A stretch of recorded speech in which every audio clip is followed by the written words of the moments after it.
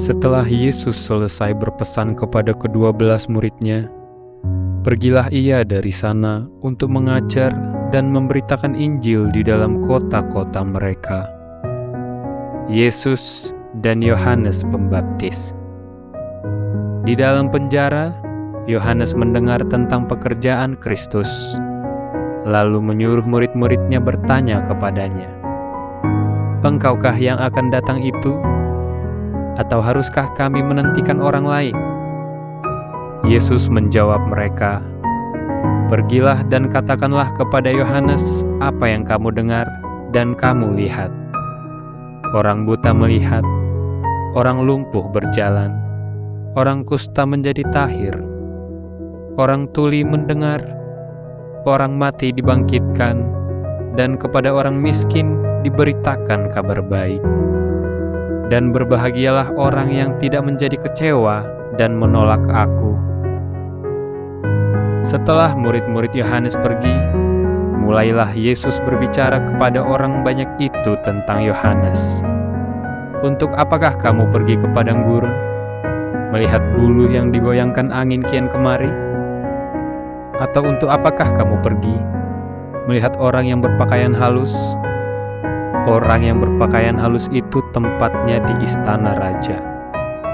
Jadi untuk apakah kamu pergi, melihat nabi? Benar, dan Aku berkata kepadamu, bahkan lebih daripada nabi. Karena tentang dia ada tertulis, 'Lihatlah, Aku menyuruh utusanku mendahului engkau. Ia akan mempersiapkan jalanmu di hadapanmu.' Aku berkata kepadamu, sesungguhnya di antara mereka yang dilahirkan oleh perempuan tidak pernah tampil seorang yang lebih besar daripada Yohanes Pembaptis. Namun yang terkecil dalam kerajaan sorga lebih besar daripadanya. Sejak tampilnya Yohanes Pembaptis hingga sekarang, kerajaan sorga diserong dan orang yang menyerongnya mencoba menguasainya. Sebab semua nabi dan kitab Taurat bernubuat hingga tampilnya Yohanes. Dan jika kamu mau menerimanya, ialah Elia yang akan datang itu. Siapa bertelinga, hendaklah ia mendengar. Dengan apakah akan kuumpamakan angkatan ini? Mereka itu seumpama anak-anak yang duduk di pasar dan berseru kepada teman-temannya, 'Kami meniup seruling bagimu, tetapi kamu tidak menari. Kami menyanyikan kidung duka, tetapi kamu tidak berkabung.' Karena Yohanes datang, ia tidak makan dan tidak minum, dan mereka berkata, 'Ia kerasukan setan.' Kemudian Anak Manusia datang, ia makan dan minum, dan mereka berkata, 'Lihatlah, ia seorang pelahap dan peminum, sahabat pemungut cukai dan orang berdosa.' Tetapi hikmat Allah dibenarkan oleh perbuatannya." Yesus mengecam beberapa kota.